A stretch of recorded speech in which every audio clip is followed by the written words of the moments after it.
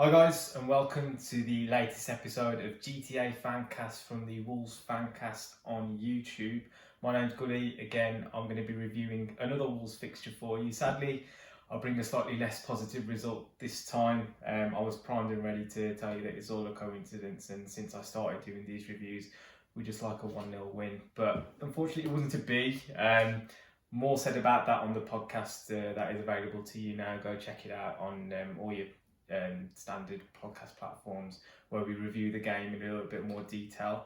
But I'm obviously going to just talk to you through what we really didn't do so well. I think is the main point to address this time around against Newcastle. There were elements of a good performance, but having gone into the lead, maybe not taking advantage of some of the opportunities that we had throughout the game and then let it slip at the end. I think we can all agree that it really wasn't a positive result for us. I thought it would be really good to kind of just go back to basics and look at what Nuno's trying to achieve from his own kind of standard fundamental philosophy. There's a lot of talk amongst the social media about where our goal threats are coming from, who should be getting on the end of things, where the creativity needs to be, the real source of that creativity.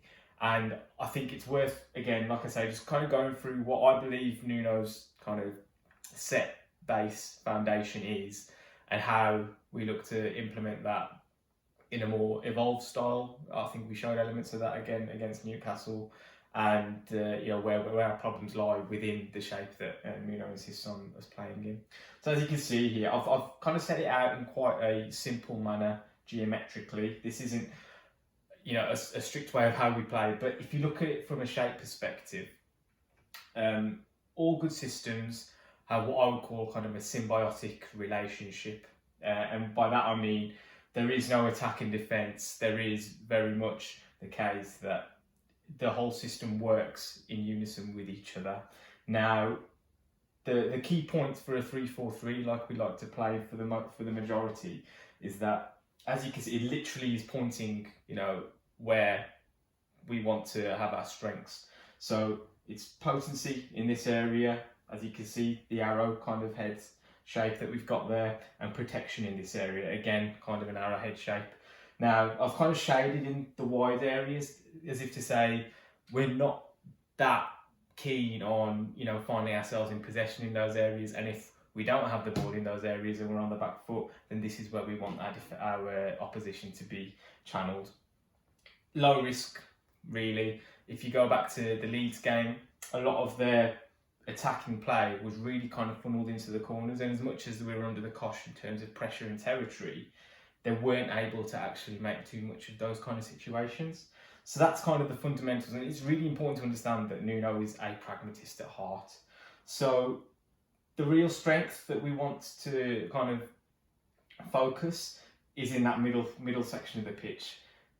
You can see that it's obviously kind of weighted towards the defensive side with two central midfielders and three centre halves. Those midfielders, when we were constantly talking about how we need a bit more of a goal threat from midfield, Nuno does not set up his team like that. On the odd occasion, you might get Dendoncker sitting in, getting into the box and things, but realistically, these guys are just a conduit to get the balls into the front three and the wing backs who supplement the attacks in these positions. Now, again, the key point being, wing backs aren't there to necessarily supply crosses and do things in these kind of areas. Their job is then for us to try and funnel our attacks into that middle section. These guys, they're to pick up the loose balls, pieces, rotate possession around. Obviously, we know how important Connor Cody is in that regard in terms of switching the play, but realistically, the onus is so heavy on these three guys to do all of our attacking work. And that is, again, just down to the fact that Nuno insists on balance in all areas. He doesn't like our midfield pushing up too high because it leaves us a little bit exposed. Again, in this really important middle section, if you've got runners coming through there, he really doesn't enjoy that. Which is, to be fair, it's a sound logic, it's a sound system, but it's starting to become a bit of a problem for us in the regard that these three have so much pressure on them to deliver. Now then, on to last night's game. Trouble with football is that you have an opposition to contend with, and for every action there's an equal and opposite reaction. As you can see here, Newcastle matched us up in terms of our shape. Obviously a much more kind of defensive version of what we employed, but the key areas that I just spoke about in terms of, you know, the really important parts of the pitch, they really flooded it with players. So you've got a three-man defence, three-man midfield kind of screening our really, you know, where our focus is, and the onus still being on those three forwards carrying the load in terms of creativity and scoring goals.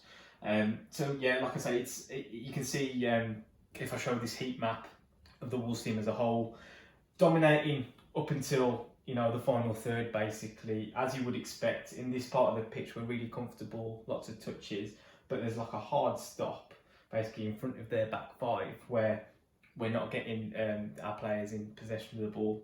And if I show you, you know, to even finer detail, if you have a look at the next heat map I'm going to show you, which is Neto, Jimenez and Pedence, where they were picking up the ball, the, you know, real hottest spots on that map are all down here.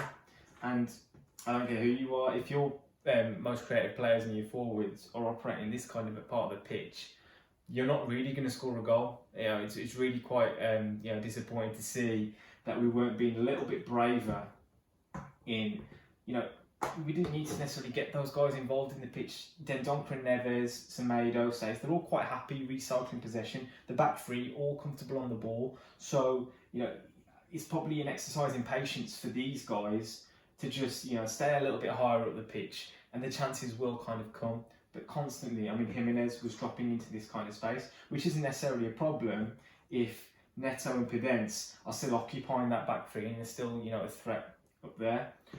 And vice versa, if Jimenez is in there, it's not such a problem if Neto and Pedence are dropping into those spaces as well. But far too much of their work was really quite deep.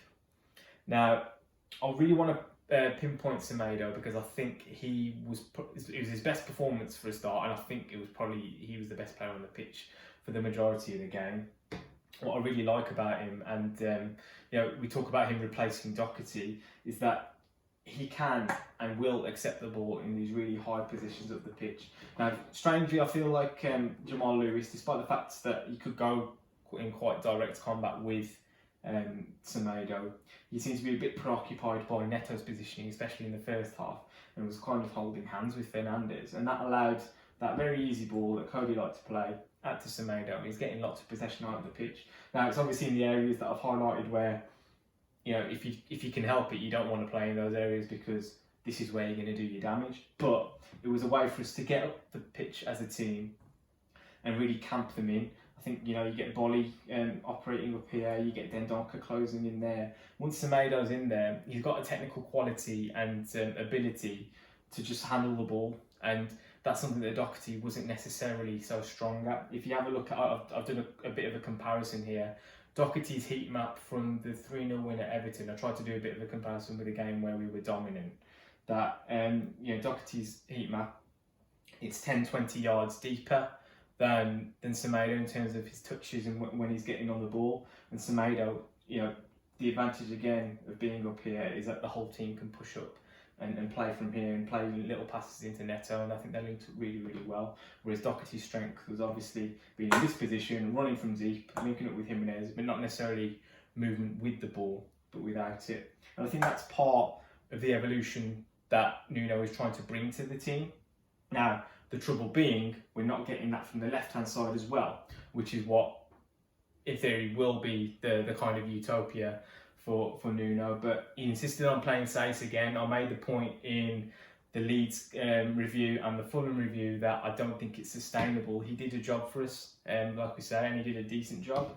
But if you look at the touch maps of Semedo and Sace plotted against each other, Semedo's up here, and Sace, most of his possession was just either side of the halfway line, and it's a whole lot of nothing really. Unfortunately, he hasn't got the characteristics to go out and be that player who's going to bomb into that kind of space and really affect this defender, allowing Pedence to have a little bit more space and freedom.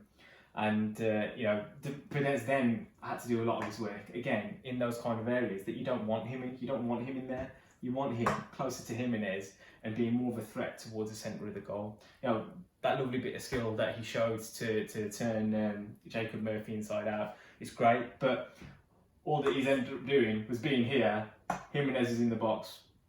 3 centre halves up against him. What are the chances of really creating something from there? So, as much as there were really nice spells, we weren't being helped by the fact that the left side really wasn't a viable option to progress the ball through.